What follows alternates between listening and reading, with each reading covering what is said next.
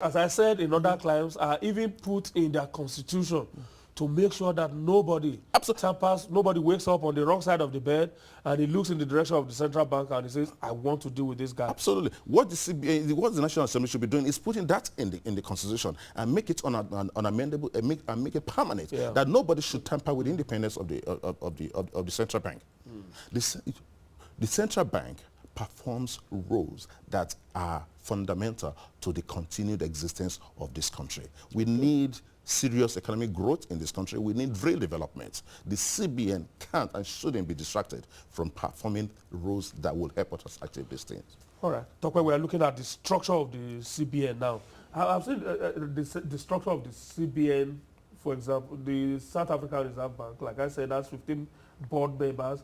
Even the 4 members, the 4 directors that are appointed by the President of South Africa into the board, board of the South African Reserve Bank. The President is conscripted in his choosing them. The Constitution clearly spells out the requirements for such appointees by the President, such that they cannot be jobs for party members or board appointments to balance the equation. Because if you make the appointment to the board of the CBN in Nigeria an open thing that the President can use as one of the bargaining chips to settle political scores. To settle political, you know, after an election victory, you need to reward the boss. It will be a very dangerous thing because more than any other thing, it will first of all be seen as a lucrative appointment. So the competition for it will be fierce. I think, as Mr. Abimami said earlier, we should just let's bring ourselves down to base and tell ourselves and remind ourselves that the central bank is a professional organization, simply a professional organization. The less politics that is brought into that place from outside, the better for the central bank, the better for the economy itself. I've actually looked, you know, had a preview of the kind of structure that is intended for the CBN now. A scenario where you're going to have a chairman on top of the governor, and then all the deputy governors will no longer be part of the board. And then in the board, instead, you would have some PAMSECs from, of course, maybe Ministry of Finance, another PAMSEC from another place, and, you know, maybe from... Where do you draw the line between who is driving the fiscal policy and who is driving the monetary policy? I'm coming, you know, I mean, you have a director maybe from the Inland Revenue, from NDIC and all that. I'm sorry to say, you're making, that board is going to be more like a village meeting, really, because that board is meant to be a professionally run board. Number one, if by the time you have a chairman on top of the governor, then you probably not do away with the governor. What's the governor going to do? The chairman is going to call the shots. Even if you say, like it's been proposed, that the chairman of the CBN should be a former governor of CBN. The former governor has done his bit and gone. What's he coming back to do? Oh, well, imagine a very strong Professor Soludo as the chairman of CBN, and then under whom there's Sanusi. They imagine the clash, even personality clash that will happen from there. And of course, Soludo is opinionated. He has his own ideas about how things should be done. And I think that's what will work. So what do you need a governor for? And then so also, why would you not have the deputy governors of CBN on the board of their own organization? See, that's why I said again, let's remember the roles that they play. The different departments there, you know, some are in charge of development finance, some are in charge of monetary policy, or some are in charge. So the kind of things they're supposed to go and discuss there are technical issues, not just run-of-the-mill issues. I try to bring everybody on board. And there's another provision says that even the salaries of the central bank will now be approved by the revenue mobilization people and all that.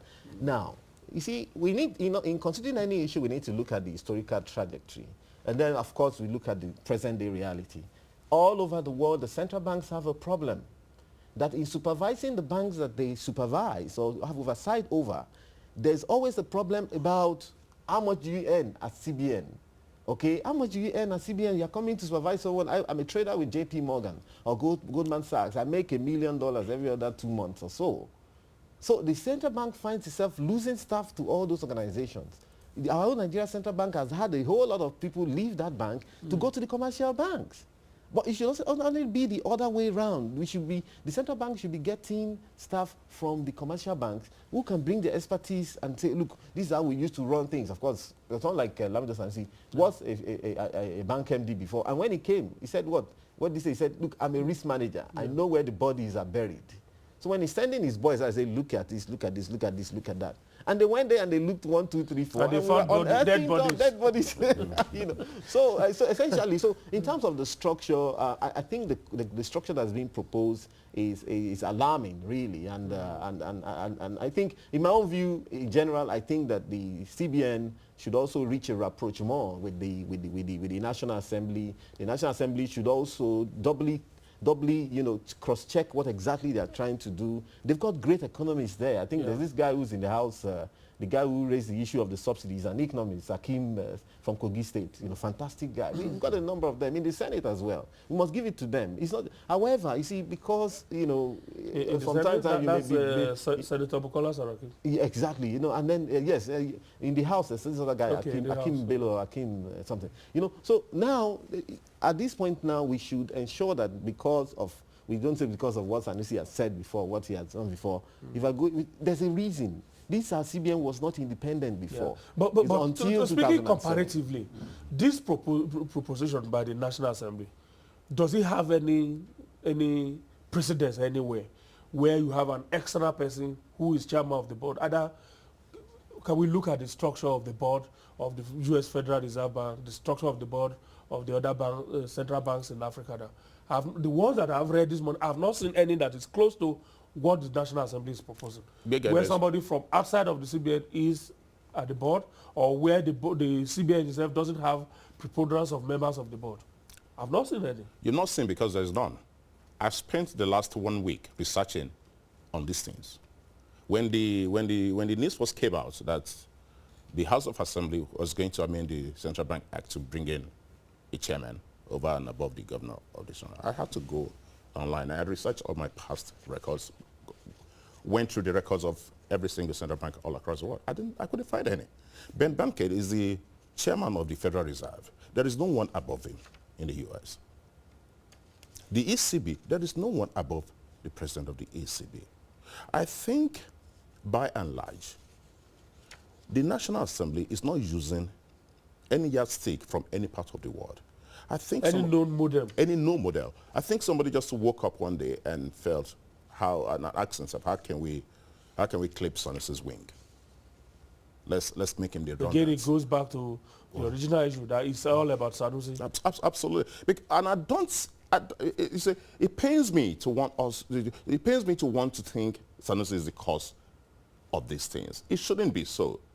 It shouldn't be so. The CBN, like I said, is 1,000,000 times bigger than the sum total of Sanusi. You can't, because of one man, kill an institution.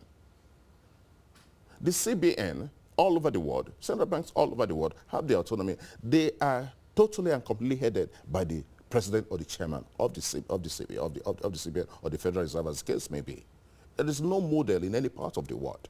I would love to ask any member of the National Assembly to come up and tell us where in any part of the world do they have a situation like the one they are proposing now. It's not done. It's not done. The CBN is an entirely professional organization. You cannot and you must not take away the professionalism.